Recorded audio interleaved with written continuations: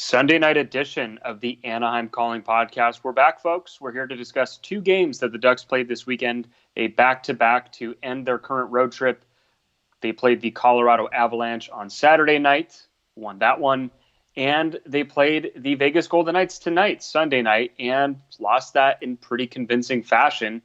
We're going to cover both of those games. We're going to break those down, but we have as Gary Bettman would say, we have a trade to announce, which, of course, everyone already knows of by now, yes, since it happened Friday. But Erik Gudbranson is now a member of the Anaheim Ducks. Yes, he is. And for those of you that want, well, let's go a very unfiltered look at this trade. We actually talked about this trade in depth on the Patreon pod. So for those of you who are patrons, you've probably heard our opinions on this completely. But for those of you who aren't, the Ducks did acquire Erik Gudbranson, sent Andreas Martinson and a 7th-round pick to Pittsburgh in the process.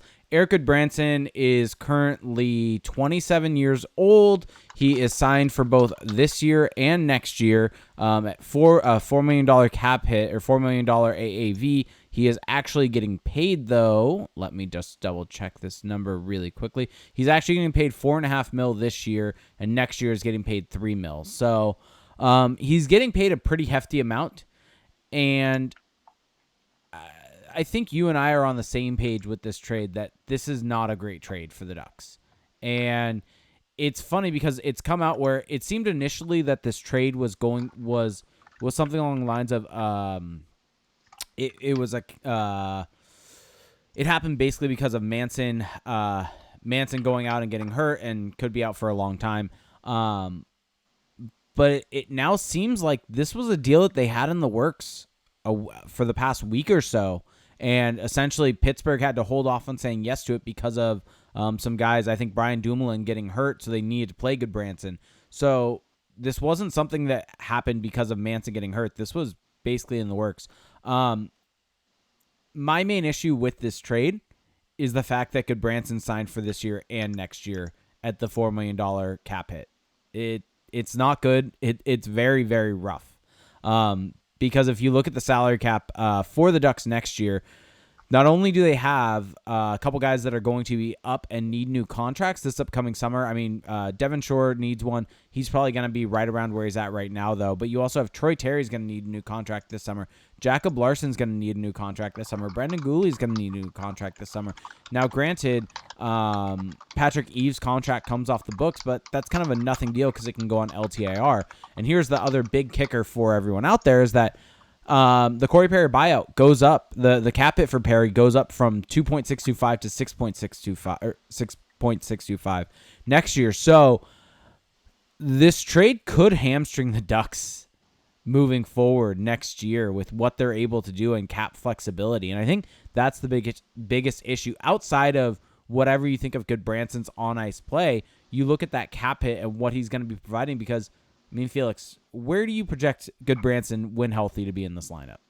Well, what you mean when the Ducks are fully healthy? Yes. That's the thing that we don't have a real way of knowing yet. We have two examples so far that are not really representative, I think, of what we'll see.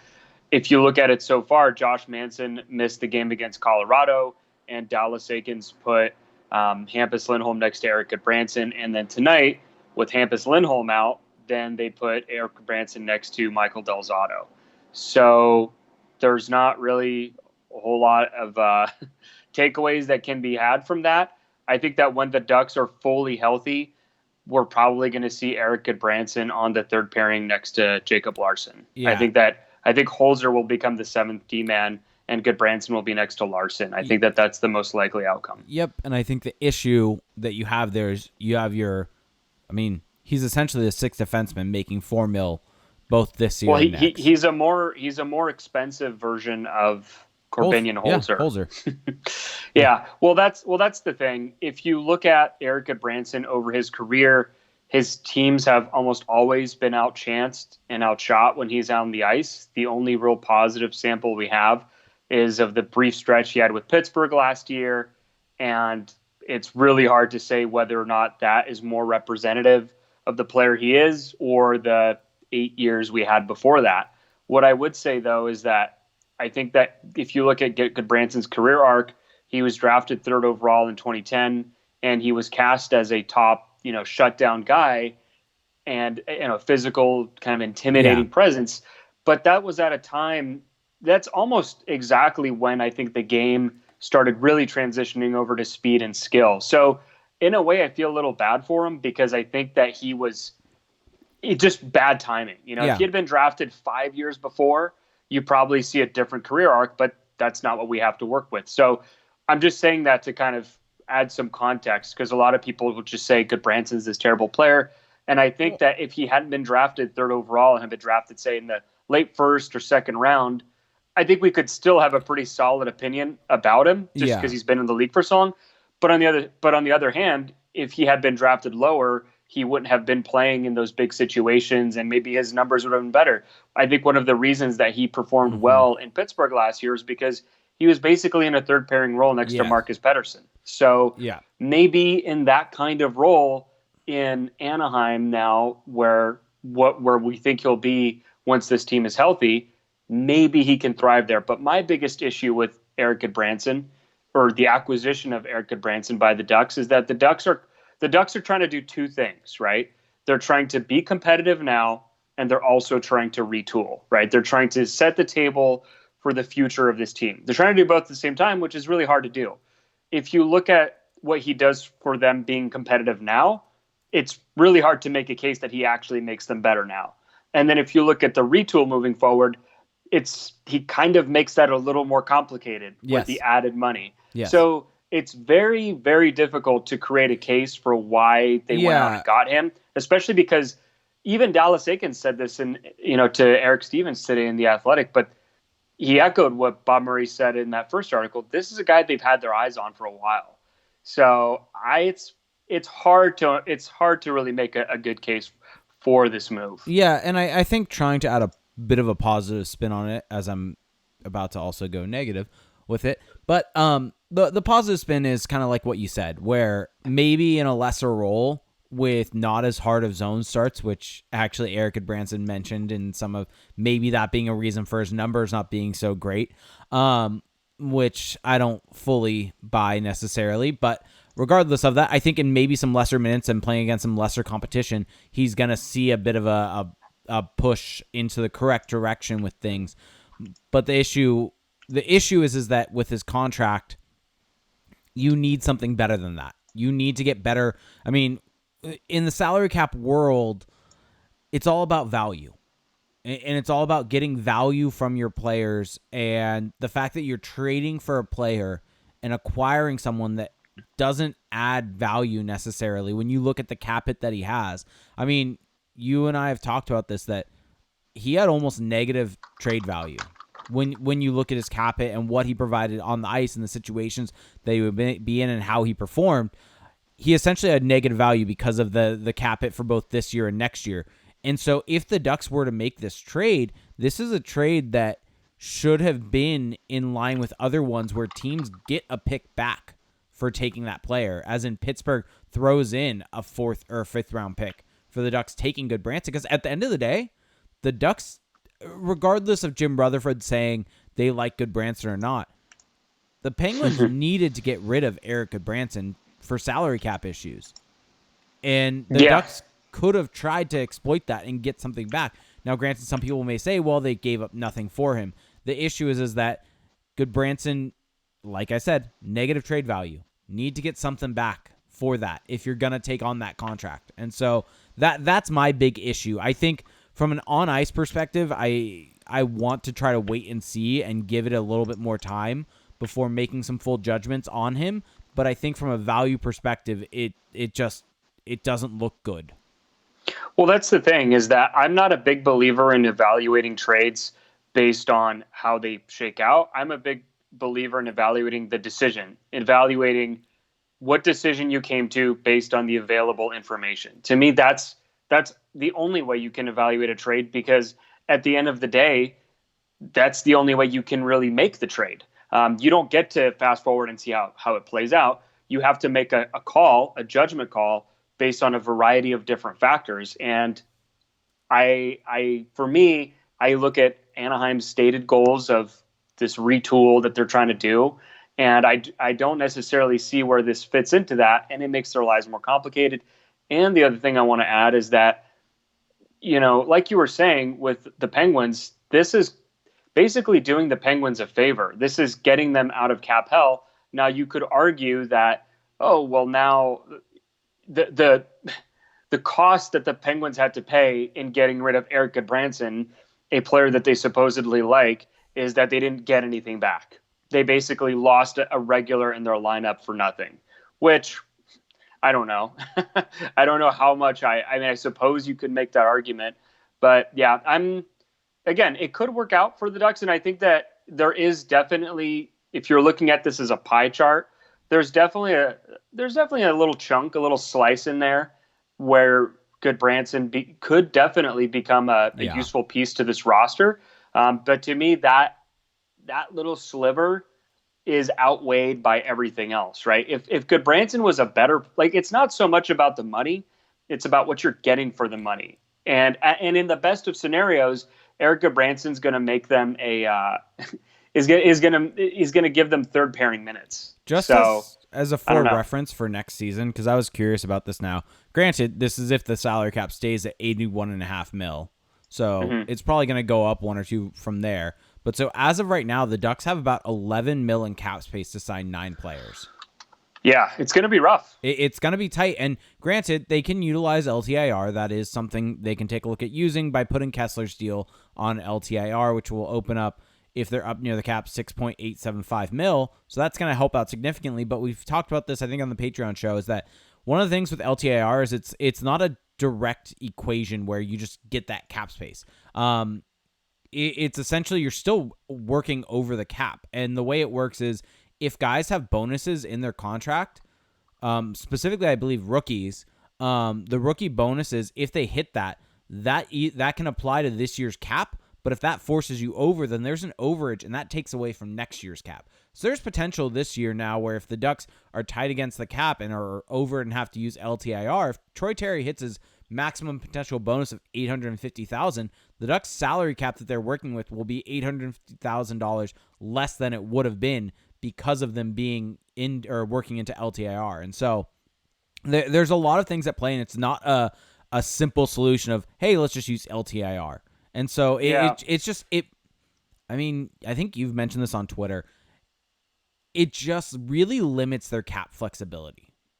Well, and again, none of these things are necessarily bad if what you're getting in return is giving you value. And I think that at best, Erik Gudbranson's value is going to be pretty marginal to this team. And that's ultimately the crux of all of this. If, it's interesting because if you look at the Ducks and how they've gone about trying to find this elusive right-hand D defenseman, it's gone from, let's see here, Justin Falk. No, it started with Shattenkirk. Kevin Shattenkirk, Justin Falk, and now we arrive at Erik Gudbranson. And, when a lot of people took exception, of course, on Twitter, because that's the nature of social media, but Bob Murray's comments saying that the Ducks weren't tough enough to play against, and they haven't been for quite some time now, and they need help in that department. I actually think that's a fine argument. The Ducks gave up the 5th most scoring chances last year, the high danger chances. They were porous defensively. So this idea that they were not tough enough to play against isn't necessarily wrong. Okay. It's just this isn't the way to address it. This isn't going to help that. This is, if anything, going to continue that. My response to that would be that the way they've started this year is they're playing completely different, obviously, than they did last year. I mean, let's take out the game tonight, because the game tonight was very much the game tonight felt like a little throwback. Yeah, it felt like a throwback to last year's or last season. But I think as a whole, you look at the team, and I don't look at the team and say, hey, this team's not tough enough to play against. It's not as if they're getting run over. There's no team in the league that is big enough. Maybe the Bruins are the only ones, maybe the Flames also, but there's no team in this league that is set up to run you over where you have to have tough guys on the ice to be able to combat them, or else you're just going to be left behind. That's not how the league is set up anymore. So I really hate that response, because it doesn't hold any weight for me in the sense of he's making the decision and saying we're not tough enough to play against in the way of physicality. If he used the definition like we've talked about, how Eakin's saying being tough enough or being tough to play against is being with skill or speed, this was not a move that was made for that. And the other thing is that bringing in Kevin Shattenkirk, bringing in Justin Falk, those are not moves that fit that description. Well, let me ask you that. Let me ask you this though. So, although we clearly have some some quibbles with this trade, how would you rather this trade happen or the Falk for Kasha trade? Ooh. Because I actually think this is still not as bad as that. I think this is still not as bad as that. I think this is not as bad as that. Not that should change the perception of this trade, but it's something to consider. Well, I think that one, the issue with the Falk trade was the potential extension that would have come. And I no knock on Justin Falk. He's a better player than Erik Gudbranson. He would have helped the Ducks now significantly more than Erik Gudbranson would or does right now. Yeah. But the long-term impact of that contract, the long-term impact on the team would have been much greater in the negative direction than this trade. So I guess from that perspective, there's a positive for you. Honestly, the best move could have been worse. The best move they could have made, looking at all of these, was get Kevin Shattenkirk to agree to sign. Yeah, well, Kevin Shattenkirk would have been perfect because he would have just been basically taking a flyer. The only thing that you're really spending is cap space, although you could argue that's what they're doing here with Gudbranson. I know for me personally with the Falk versus Gudbranson, I definitely think that this isn't as bad because they would have been stuck into another massive extension, which they don't need more of right now. And Falk, he's a better player, but he's clearing one of the lowest bars possible in being the better player. And I don't know, I'm just not totally sold that he would have really fixed a whole lot for the Ducks. I think that I would prefer to see how it plays out with Lindholm Manson and then Guhle Fowler. We've seen already good flashes for that top four. So before we jump into our first break here, I mean, do you have any final thoughts on this trade, or have we I think we've made our way around the issue? Yeah, I think we've basically talked about it incompletely. I guess the only thing maybe is that I don't love seeing the Ducks, even if it's a seventh round pick that most likely is not going to amount to anything. The Ducks shouldn't be dealing picks right now. Oh wow, yeah, I was not expecting that. It's a very very minor quibble. You're drawing a hard line there. Very minor. I like very it. Very Stick minor. to your guns. Very minor. Yeah. No, my final thing on it is that this is a hard one for us because obviously it's again, like I said, it's very difficult to make a good case for Erik Gudbranson as a guy you should go out and get. So we're trying to give you the most balanced look at it possible. Of course, it would be easy to just say terrible trade. We're trying to do all we can to provide you with every angle possible so that hopefully you can make your own conclusion and decide which side of the fence you fall on or whatever the case may be. Yes. It doesn't have to be black and white, but hey, sometimes some things are just more true than others. Real quick, before we jump into the break, you had mentioned, I believe it was in the last postgame show that we would have done, how I would have felt about Chris Weidman being called up. That's right.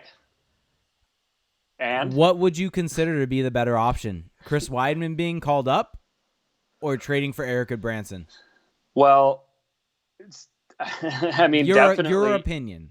Definitely Chris Weidman for sure. Yep. Because I think there's no way Chris Weidman would be worse. So, or significantly worse. So I think calling him up, not adding any cap hit to your overall sheet and not having to give up anything, even though sure, like you said, it's a seventh round pick and it's Andreas Martinson, who will have never played for the Ducks in a regular season game. You're still just not giving anything up in terms of cap space or assets. Yep. So, agreed. Yeah, I mean, calling up anyone would have been the better option. Even Yanni Hakanpää, who was scratched on Friday in San Diego's game. That experiment is crashing and burning. He's probably going back to Europe. Yeah, I don't see that one necessarily panning out. Okay, let's jump into our first break. On the other side, we're going to get into some recaps. Okay, back from our first break here. So, 2 games to cover tonight. Let's start with a game last night, the Ducks taking on the Colorado Avalanche. So last night's game against Colorado was actually that was the matchup where I expected how tonight's game shook out to happen. the Ducks got totally destroyed tonight against Vegas. I expected that to happen last night against Colorado. Instead, the Ducks won this one 5-2. The scores were exactly flipped between last night and tonight. Yeah, exactly. Last night's game was what I expected to happen tonight. And so, or I don't know how to phrase that, whatever. Yeah. But you get my point. So let's just get straight into the recap. First period, Adam Henrique just continuing to do what he's been doing all season now, and that would be scoring goals. Jakob Silfverberg with a nice feed across to him who just puts it away. Adam, and we can kind of combine these recaps a little bit, especially because there's not a whole lot to talk about for tonight's game, but Adam Henrique now has 7 goals on the season. What do you make of his start? And sorry, it was Rickard Rakell with the assist. Yeah, I was going to say. I was going to say it was Rakell that made that pass. Nice little pass to find, and he had actually a nice entry into the zone and holding on to the puck, and great feed from below the goal line to find Henrique. I think it's been a good little stretch for Henrique. I don't think it's sustainable. I know that's not the most fun thing to hear, but you can't take away the goals. He scored 7 goals. That's in comparison to where the Ducks were last year. You physically cannot take them away. That is correct. And so in comparison to last year, having a 7-goal scorer and a 6-goal scorer on the team is very good. That's very good for the Ducks moving forward. And I think he's done a really good job to complement both Silfverberg and Rakell. We've long talked about that we'd like to kind of see that shaken up a bit for various different reasons. But having said that, Henrique's taken that role, jumped on it, really done a great job of finding the back of the net when given the chances, because as of right now, Silfverberg and Rakell are finding him in spots where he can shoot. And I think, so for those of you out there, Felix and I actually watched last night's game together. And one of the things with Adam Henrique that him and I were talking about was the fact that his release, it's very tricky. And he kind of has a lot of misdirection that he'll send at goalies while he's shooting. And he almost kind of does the half-step shot. And he also is able to kind of move the puck a little bit right before releasing it to mess with the goalie. And it was something that we were talking about a fair bit last night as we were watching the game. Yeah, no, I don't know if that's something new or that's something that we're just noticing more because he's scoring more. But he definitely has a lot of, like you said, misinformation on his shot release where his body, like his hips will be opened one way and then his blade will be pointing another way. And goalies, the way that goalies get by in the NHL with these guys who can just shoot the puck so hard is they try to read the body language of the shooter. They try to read the angle of the blade, where his body's facing. And so there's been a lot of talk with, for example, Austin Matthews. This is of course because it's a Toronto player, about how, a guy like that is able to disguise his release so well. And clearly, I don't know if Henrique has just added more of that to his game, but it's been effective for him so far. And one thing that I do want to mention with Adam Henrique, obviously, like you mentioned, his shooting percentage is high. He's in the 20s, which is just not sustainable. Yeah. An average shooting percentage for a player is about, 12%? I'd say 12 to 13 is on the higher end. Yeah, and so historically over time, it's been studied that shooting percentages tend to regress to the mean. So you can never be so much lower than the mean or so much higher. For any extended period of time, you will eventually just get back to that middle ground. That's just simple math for you, but that's also how it shakes out at the NHL level. And it is the middle ground for that player. Every player has a different middle ground simply because of different skill ceilings. Yeah, that being said, though, if you look at Adam Henrique's underlying numbers, though, behind that shooting percentage this year, he's obviously, right now, his 5-on-5 shooting percentage, I'm getting choked up saying this because it's kind of crazy to look at. So last year, Adam Henrique had I'm losing it. He had a 12.2 shooting percentage at 5-on-5. Guess how high it is this year? 35%.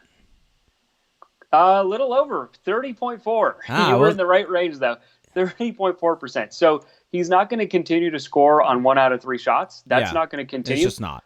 But I would contend that I think we can expect maybe his shooting percentage to remain a little higher than it was last year. Yeah. Last year, his individual expected goals for per 60. So based on the types of chances he was getting per 60 minutes at 5-on-5.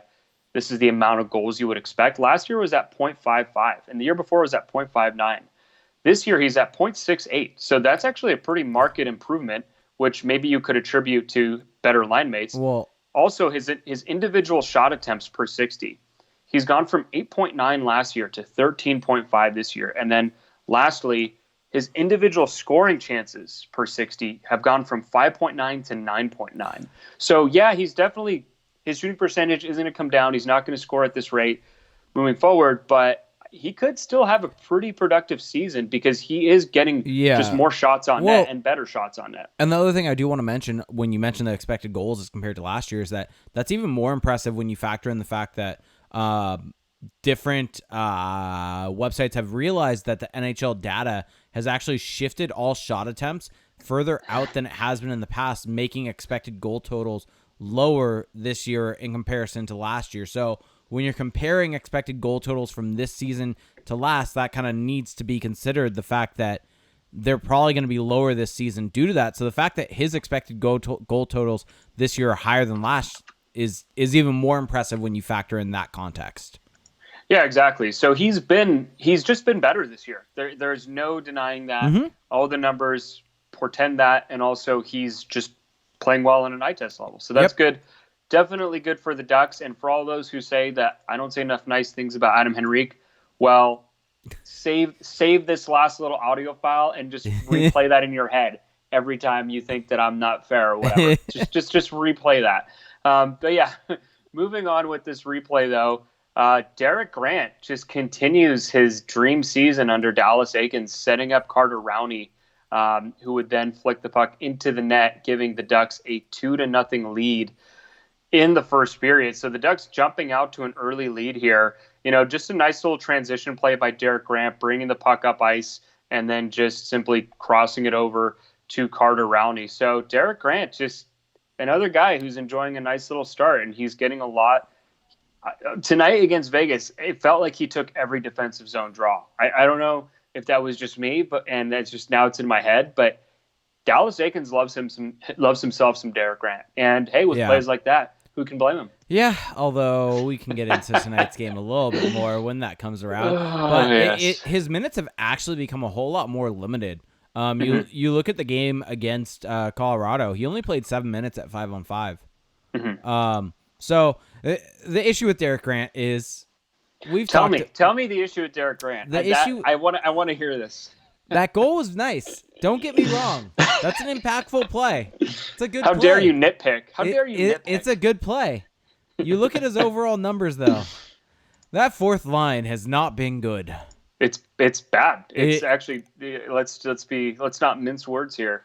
Yeah. It's been bad. So the line of Devin Shore, Derek Grant, Carter Rowney against the Avs had 5 shot attempts for, 9 against. So they were on the ice for more shot attempts against. They were on the ice for more expected goals against, 0.4 against, only 0.2 for. 5 scoring chances against, only 3 for. So they were just on the ice for a lot of...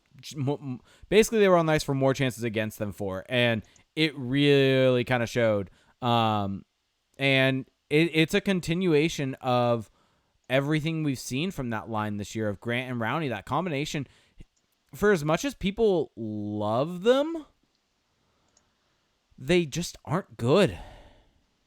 A lot of missing teeth on that line. I think, does Carter Rowney have any missing teeth? Or is it just Derek Grant? Anyway. Maybe just Derek Grant. Maybe it's just Derek Grant. Well, so after Jonas Donskoy would make it 2-1, so cutting the Ducks' lead in half, Ryan Getzlaf on the power play, another guy who just won't stop scoring since the Ducks season started.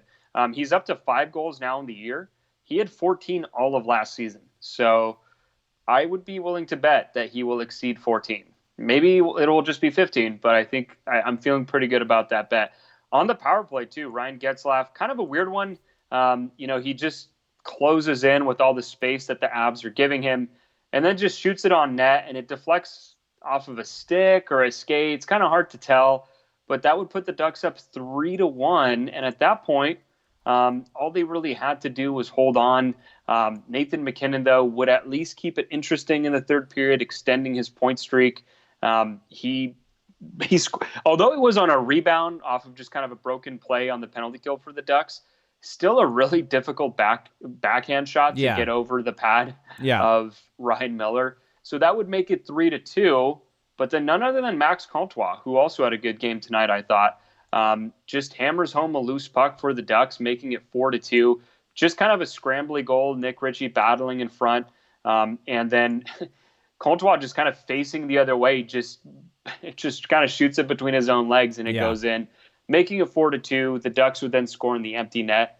And hey, they take a 5-2 decision over a team that's pretty good in the Colorado Avalanche. Yeah, and this was the first game for Erik Gudbranson in the Ducks lineup. He got not the cushy assignment because they got matched up against the McKinnon line, but he got paired with Hampus Lindholm, which is something that is going to make you look good. That's putting a guy in a situation where he's going to succeed, and not saying that it was all Lindholm and that Gudbranson was bad, because I think Gudbranson overall was fine in the game. He was actually pretty decent. Yeah, he had the one play where he got turned by Makar on the power play, but Cale Makar is really good, as we learned in this game. Like, really, really good. Cale Makar turned a couple guys on that play. Yeah, so Erik Gudbranson, though, actually had some pretty good numbers when you look at him. 70% Corsi for percentage. Expected goals for percentage at 75%. So really kind of good sample size from him in his first game. A really good performance in a small sample size of one game. But he was paired with Hampus Lindholm. And so I'm curious when he continues to play and not with Hampus Lindholm, if that continues. And that's my big question coming out of that for that. From the forward lines, basically this was the first game, I think, where the Sam Steele, Troy Terry, Max Jones line just didn't look fantastic. They had some chances, but for the most part, they were kind of getting held in their own zone. The Getzlaf and Henrique line, though, were really good. I mean, Comtois obviously had his chances. Richie's looked really good ever since getting scratched.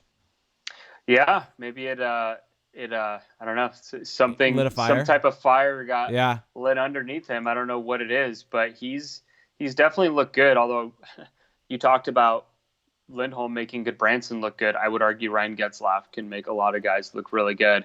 I mean, I will give Gudbranson a little more credit than you're giving him, because he played with Hampus Lindholm, but they also played against the McKinnon line. True. That's very true. The thing is, playing with Lindholm means you're also playing against really good players, and he held his own. I mean, so looking at Gudbranson's minutes, just specifically against McKinnon, he was a +6 in shot attempts, and the expected goals for percentage was 71%. So that's pretty good. That's the beyond the best case scenario if you're the Ducks. So yes, exactly. I don't think that's what they want moving forward. Once everyone is back and healthy, I don't think they envision Erik Gudbranson playing against the other team's top line. But hey, in a one-game sample, that's pretty good. Okay, so any final thoughts on that Colorado game? Anything else that really stood out to you? I think that you can look at that game and say the Ducks maybe got a little bit lucky in this game. They got outchanced, outshot, out everything basically in this game. 33 shot attempts. Not giving them any credit. I thought you were done using the word luck. I thought that was bad. Okay, unsustainable success. I mean, I think it's fine saying luck. I'm trying. It's not really like offensive or anything. I'm trying because it doesn't properly actually address what that actually is. It's kind of waving it away. But regardless, you look at expected goals. The Avalanche had more expected goal totals, more scoring chances, more high danger chances, more shot attempts, more shots on goal. Basically every single situation. But the thing the Ducks did well, and this was kind of what we talked about in the reverse, like in the Nashville game, is that the Ducks were able to finish their chances. Part of that, I think, was Pavel Francouz. Is that his name?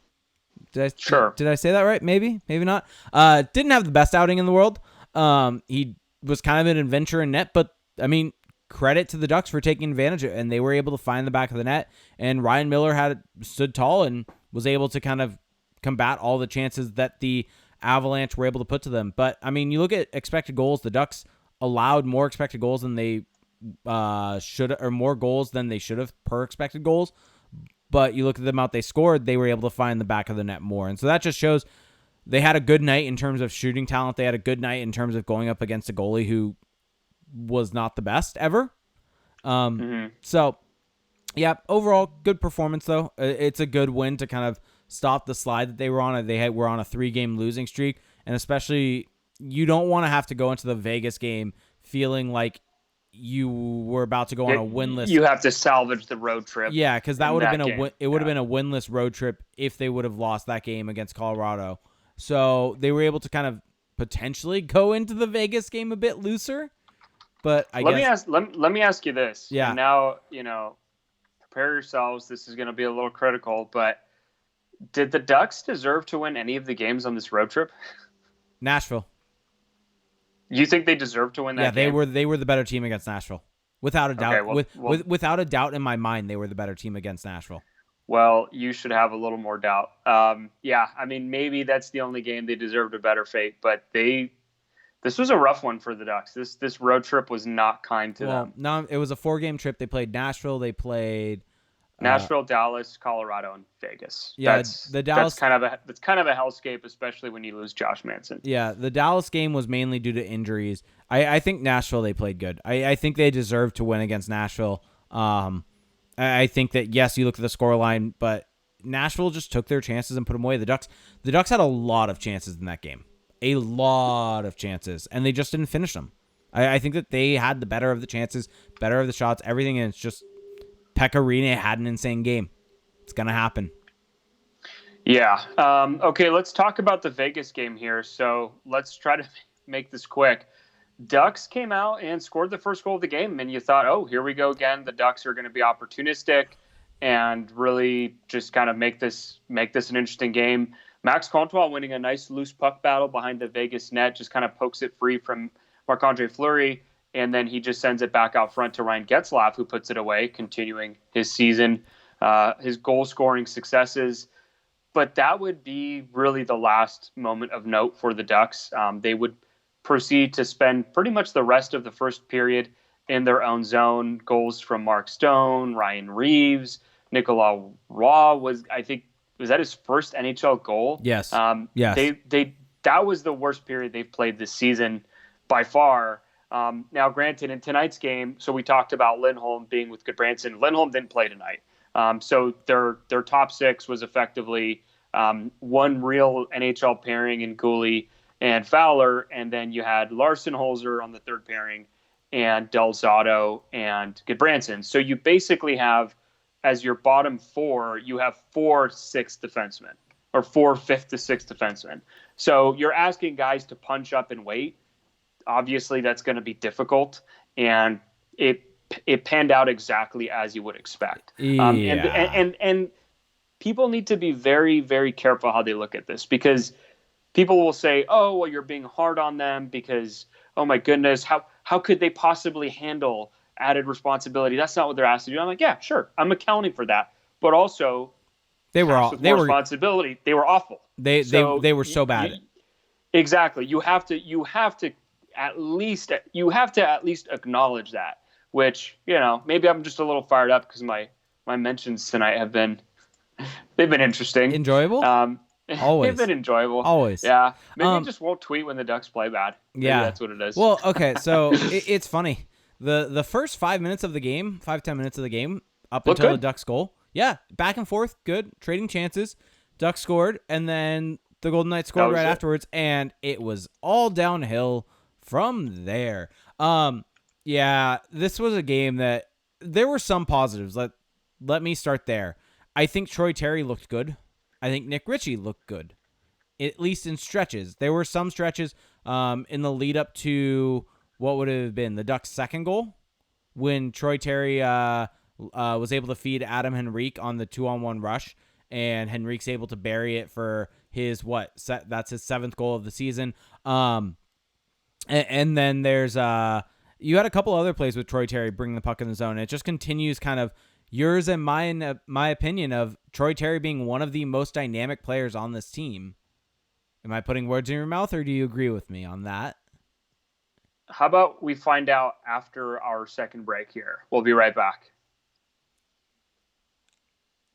Okay, back from the second break. What was your question? Sorry. Bravo. That was actually that was a good one. Bravo. Do you think Troy All Terry right. is one of the most dynamic players, attacking players on this team right now? Yeah, I mean he's consistently producing offense each game, and I'm not meaning producing as in goals and assists because his point totals aren't really quite there yet. But he's consistently driving play in the other team zone. When he has the puck, he's looking to create.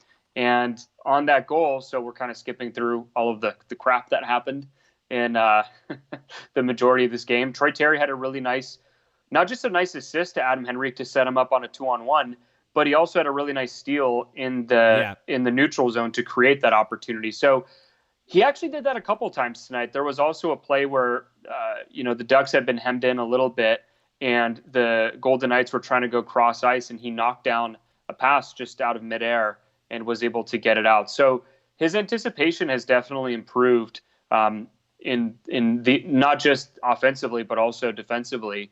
And yeah, I think that he's been one of the Ducks' best players this season.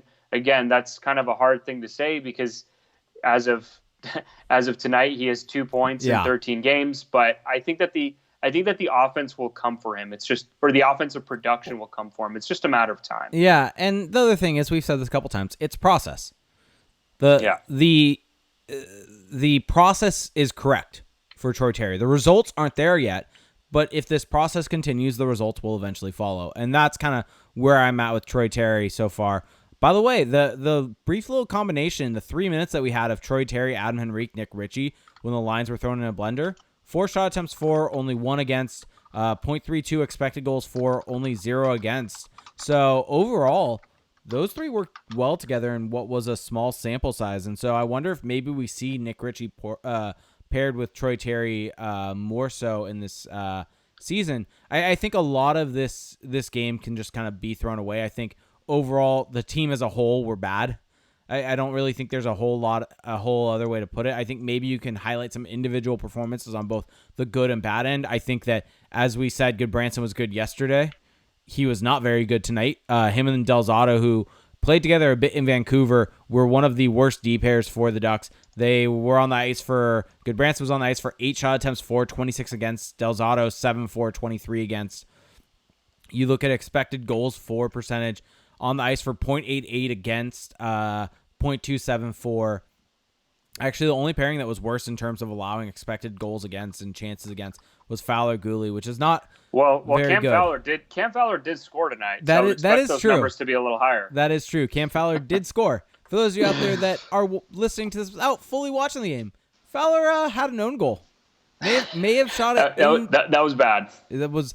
I mean, you can see what he was trying to do. He was trying to clear it from behind Gibson over, but don't just try to shoot it through the crease. He was trying to swipe it aside, but Gibson was also trying to reach his leg back at the same time, and didn't turn out so great. That's when you probably should get on your backhand and try to skate away. One thing that I did want to mention, though, that I do see as a positive in tonight's game, the line of, I mean, you may have touched on this already a little bit, but Ritchie, Getzlaf, Comtois. I mean, that line, as we saw against Colorado, they're turning into a decent line. They had a 78% expected goals for percentage tonight. Yeah. I mean, so shot attempt wise, not great, but yes, when you look at chances. Shot attempts weren't good, but no line had good shot attempt numbers. True. Everyone got hemmed in a little bit. True. But the thing is, when Ritchie, Getzlaf, and Comtois got into the offensive zone, they made stuff happen. And I think that that's really encouraging for the Ducks. If you look at, I mean, maybe I'm drinking the Kool-Aid a little bit, but after the broadcast, they were showing some clips of Getzlaf tonight battling down low, making plays. And I actually did think that, which I don't know how well this plays into the argument of, they were just tired and, back-to-backs, like it's hard. But Ryan Getzlaf, the oldest player on the team, looked pretty darn good tonight for being so old, supposedly, and being tired. He had a really good game, looked really physical down low, and he was making plays. And I think that him and Comtois are forming some good chemistry, and Ritchie just kind of comes in to facilitate and do the dirty work. So if that line can continue to grow, the Ducks are starting to look at a top 9. They're starting to look at a fleshed out top 9, which, I mean, that's progress. That's the goal. Like you were saying earlier, it's about the process. And Look, I'm just going to make this point now because it just needs to be said. But look, the Ducks are in a they're in a transitional phase of their history. Yep. They're at a turning point, right? 100%. So there's going to be, I know that they won their first 2 games and everything looked great, and that's good. That's all part of the equation.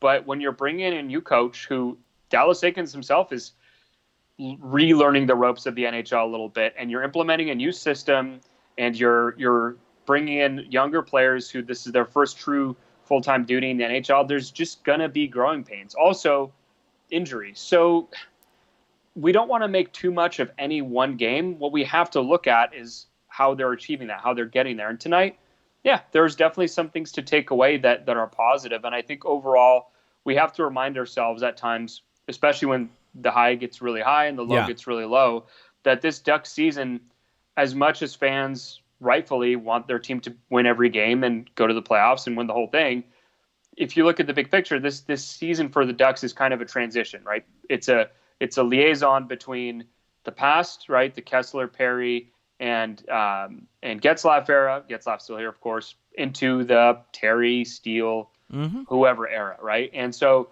it's not always going to be pretty. And I think that we're still far away from seeing what this team will ultimately look like. So we have to take everything with some pause. I think that's this game would be a good moment in time to remind people of that. Yep, and I think that this is maybe kind of that moment for all fans out there to realize kind of where this team is at. And as much as I like to rail on the Vegas Golden Knights, I think that you can look at the way they played tonight, and they are one of the top teams in the West. They're the cream of the crop probably in the Pacific. Not even probably, they are the cream of the crop in the Pacific. Yeah, and so they might be the best team in the NHL. Yeah, and so you look at the performance, and this is a shorthanded Ducks performance with you're missing 2 of your top defensemen. I mean, you are actually missing the top pair. And then on top of that, you're missing one of your top 9 forwards. You're also missing you're also playing on back-to-back nights. So it's a recipe for failure, basically. So I think there are things that you can take away that are positive. And I think also when you factor that in, you can also not try to let this get you down too much as a fan, because there are a lot of circumstances that made this happen outside of just what can maybe be considered a poor Ducks performance. Yeah, and that's something that I did also want to hit home on a little bit, is that a lot of, people are saying, and when I'm constantly referring to people are saying, this is just basically the feedback I get on Twitter during the games. But people are like, it's same, different year, same set of excuses, blah, blah, blah. And I don't think that's actually fair, because if you look at when these nights would happen for the Ducks last year, I think that they were more symptomatic of an issue that had been percolating for some time. Yes. Right. And it was just coming to a head. Whereas this year, we haven't really seen too many games like this. This was the first one. And everything is just different now. So even though these games are going to happen, it's hockey, I don't think that we can just say, oh, here we go again. I don't think that we're there yet. If this persists, then yeah, maybe, as we had many spirited debates last season, maybe it is just the tools, not the toolbox. But as of right now, I am willing to kind of look at this and not associate it with what happened. And the other thing is, this is the first game. This is the first game that's been like this all season. Yeah. I don't think whereas last year, what was it? There were probably 5 or 6 of these in the first 10, 11 games. Yeah, and they persisted. They didn't stop after the beginning. There were stretches where every game was like this. So it's not good. maybe that's where we go with this, is that, I mean, the next big thing is Tuesday's game. Yeah. Because what we saw last year a lot was these games would kind of all continue after having one. So it's going to be big to see what the Ducks can do against the Jets. And granted, it's a Jets team that is nowhere near as good as this Vegas team that they played tonight. So I think it's going to be big to see if they can rebound, how they bounce back. Because the Nashville game was not great. The scoreline was not great. There's been some games where they've just gotten beat, like against Boston. But I think you look at underlying numbers, and I think the players also said this after each of those games, that they got plenty of chances and that they just didn't finish them. And I think tonight's game is the first one where you look at it and it felt like the Ducks got their teeth kicked in.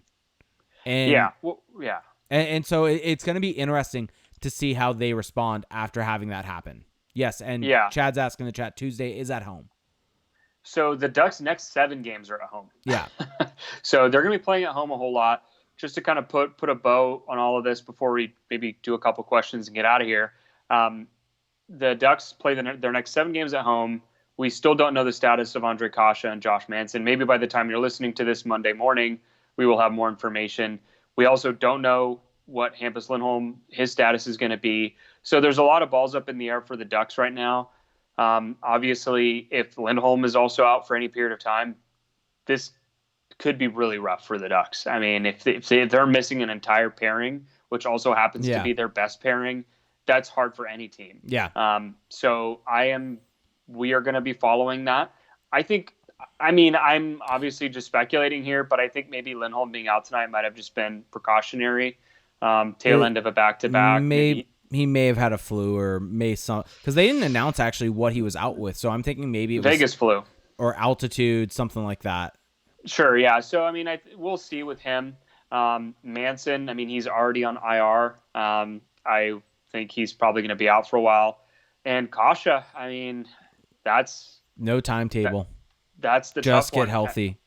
I think that, it's probably a concussion, right? Yeah, most likely. So, yeah, really rough for Ondrej Kase. Hopefully, I mean, really all I'm hoping for him at this point is that this isn't going to be something that plagues him long term, just as a day-to-day person, not just as a hockey player, because brain trauma, it's scary. Concussions are no joke, and it's not like a bone which will heal or a muscle that you can get repaired. That's a different beast. So hopefully for him, and of course it's all assumed that's actually what happened, but hopefully for him that will improve. That's all we can really hope for. Any final thoughts as we look ahead here? Nope, not at all. Okay. Questions? So let's jump into some questions. So for those of you watching the recorded version of this on YouTube, yes, we do post the video version of the show on YouTube, and you can search for us at AC Pod. Like, subscribe there, really helps us out. If you comment there, I'll reply. If there's something on there that you want us to read, let us know. We'll try to read it on the next show. But we do a live stream of the show each and every time at twitch.tv/ACPod, where you can help support the show in a way that's completely free to you if you have Amazon Prime. If you have Amazon Prime, you get 1 free Twitch Prime sub each and every month. And with that Twitch Prime sub, you get special emotes in the chat, special badges next to your name, and we will prioritize your questions when the night is very busy, usually after some bigger wins. But if you want to hit that subscribe button, Felix, point up. There you go. The subscribe button over Felix's head. Or I've found out on the mobile app, if you just click on Felix's face, a subscribe button will pop up. You do have to do it every 30 days, but it does help out more than you can imagine, just like liking and subscribing on YouTube. So we got a couple questions that I do want to jump into from our Twitch Prime subs, and I do want to make mention also, Dan Grimshaw subscribed for the first time ever in the past day, as did Jesco39. So thank you so much to both of you. So STFU Shane said, what do you make of Gibson's play this year? Do you think he is regressing to the mean from last year? Was he only as good as he was last year because he had to be with the really bad defense in front of him? Well, just to jump in here, I think that that question is something that I'll just call them goalie people. I don't really know how else to put it. Goalie people debate over constantly are there guys who are just better when they have bigger workloads, and then maybe when a team improves that they're just not as good because they're not as engaged? It's really hard to say. Although I think Gibson hasn't been quite as dominant this year, but he's still been pretty good. He's still, let's see here. He's still in the top 6 in terms of goals saved above expectation. You can go check that out at chartinghockey.com. Basically, goals allowed versus how many we would expect to go in and their quality. So, and then, this is also factoring in shot volume, so it's a bit of an equation. But basically, he's been good. And yeah, he's definitely taken a little bit of a step back just in terms of the sheer dominance, but he's by far not their problem right now. So completely not. And so if you're looking at, he's 8th in GSAX per Evolving Hockey's model, and I'm just trying to really quickly modify that for a rate. But I can't figure out how at the current moment. It's fine. But yeah, so I don't think Gibson's the issue. I mean, you look at how he played in the beginning of the season. This road trip has not been a good one for him. I don't think there's any other way to sugarcoat it. Tonight he was good against Vegas. No, I know. But against Nashville, he got lit up. Against Dallas, he didn't have his best night either. And then tonight's game, he was good. I mean, you look at the expected goals, this from Natural Stat Trick again, in all situations from Vegas. It was, let me just find it real quick, 4.61 expected goals against. So he allowed more goals than expected, but to allow that many chances to have an expected goal total of 4.61 against, that's kind of insane. Yeah, no, I mean, he's fine. He's built up enough equity around these parts where I'm not really too worried. Even if he has been, I hate to even use the term worse, just not as otherworldly as he was last year. Yeah. Yep. All right. So we got good question though. It was, because he has had some games where Joshua's data said, what has been the best performing version of the quote unquote toothless line, which he claimed, or which is what he's calling the fourth line, and how would either of you set it up, including guys from SD potentially? The toothless line? Yeah. I like that because I'm potentially very wrong about that. I'm now going to look up a picture of Carter Rowney's face. Why don't you jump on this? So I'm not the biggest Derek Grant fan, to be honest. You called it the toothless line is what Joshua's data is saying. Well, I didn't call it toothless, but I said a lot of multiple guys on there are missing. Got it. So I would honestly put Carter Rowney. And that's not a commentary on their ability, but by the way, me saying toothless. Sure. Just literally teeth missing. Sure. I would take Derek Grant off the line, to be honest. I'd put Carter Rowney at center or Devin Shore at center. And if they want it to be that type of line that they have it as right now, I'd call up Kiefer Sherwood. Yeah, I was going to say that. Kiefer Sherwood's better than Derek Grant. I don't think that's a big debate either. By God, that's Kiefer Sherwood's music I'm hearing right now. If that wrestling line, reference by you. If that line were Rowney, if that line were Shore, Rowney, and Sherwood, that's a good fourth line.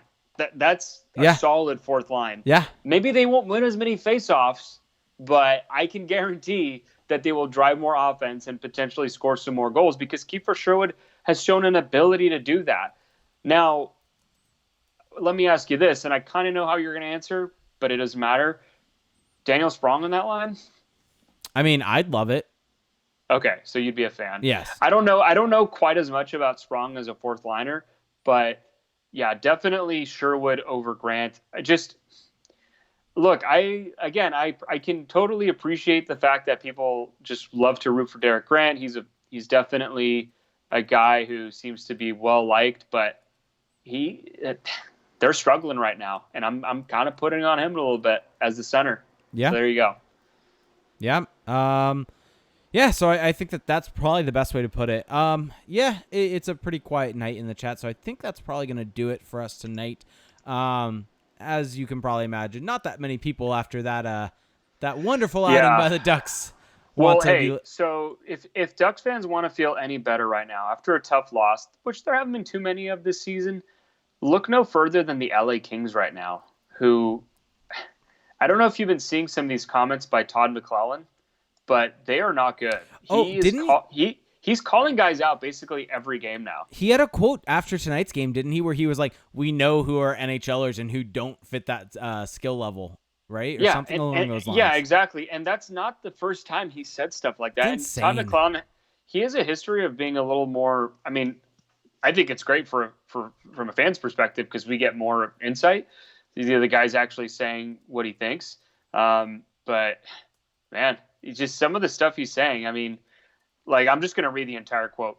This trip was good because it let us know that there are some players that probably can't play in the league right now. So maybe we'll have to make some changes. There are some veterans who really have to pick up their play. We have to have a chat with them. The good sign about tonight's game was the will stayed with it in the third period. The woe is us and the big fat lips that were on the bench in the second period, they disappeared. So that's a good sign. Man, Todd McLellan, just gotta love it. But yeah, it's not going too great for the Kings right now. So if Ducks fans want to find anything to cheer them up, well, then there you go. Yeah. Yep. Okay. Exactly. So overall, I think there are positives that can be taken off this road trip. I mean, granted, it was a 1-3 road trip, so not exactly the most fun from that, from the pure record side of it. But I think there's a lot of good things. And I know we've said this multiple times now. We've said it tonight's show. We've said it in previous shows. This season's a process. They need to just have the correct... Trust the process. They need to have the correct game plan, be playing correctly. And eventually the results will follow. And I think that's key. And tonight's game was the first one that didn't happen. So, and that's the beauty of managing expectations, is I think that although I do think the Ducks are trying to make the playoffs, I agree. I don't take that as seriously, and I think that this season for them is actually more about just getting their feet under them. So looking at a game like this, it's harder to get worked up about it as it was maybe a year ago, where that was a team that was still supposed to be making the playoffs. Like, that was the goal. So yeah, that's kind of all we've got.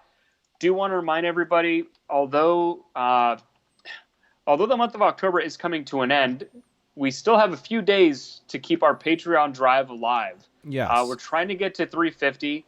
We're at 293, and that's in total monthly pledges. Just as a reminder, just if you need a little kick, if you need a little something to put you over here to make the leap. So just as a reminder, it's $1 a month. You get free access to our Discord chat, which, basically anytime news breaks or anything like that, we just go in and we just go to town on whatever the issue is. So that's $1 a month. But really what you want to do is do the $5 a month. You get 2 additional podcast episodes when you consider the fact that we do at least, I would say, like 3 a week. We're already giving you a ton of content, but you get even more. And on these episodes, we go a lot more in depth into issues, whereas when we're talking about games, we're a little restricted by time. So that's $5 a month, 2 bonus episodes. Definitely, I would recommend that. Right now, though, we're trying to expand our overall following on Patreon, and we're giving you incentives to do so. So if we can get up to 350, we will host a Patreon-exclusive watch party. Pictures of beer will be on us. That's something that we did last year. I think people really enjoyed it, so we're trying to do it again. Yeah. We just got to hit that goal. Yep. So if you're currently a patron and you just want to get us to 350, will our way to 350, you can also just increase your pledge just for this month and then edit it after. So it's not like you're signing a contract for life. Well, another thing I will mention is that those goals are going to stay there. The big thing about getting them done this month is all patrons in October will be invited if we meet the goal by October 31st. So really get the word out there. Anyone out there that's listening that have thought about doing it and want to just meet up in person for a watch party with everyone else that are patrons. It's beer and hockey. It's beer and hockey. And the thing that I'll say about all of our patrons is everyone that's in our Discord chat, they're all really good people, really fun, have a really good chat. And so it's going to be a watch party that's much more concentrated with people that you want to hang out with and watch these games with, as compared to kind of being a watch party that like the Ducks will put on, where it's just kind of everyone's there. And so it's going to be a really good time for that. Yeah, it'll be fun. If we get up to $500 a month, we will host a live Patreon exclusive show. So this will be like a live in-person type show. I think that could be a lot of fun. $750, we'll be adding another bonus episode a month. So 3 bonus episodes of podcast goodness. $1,000 a month, we will host a watch party with a live post-game show following that. So double whammy, a lot of fun. That could actually be a really good time. Something that we might just do regardless, that we're kind of working on. Yeah.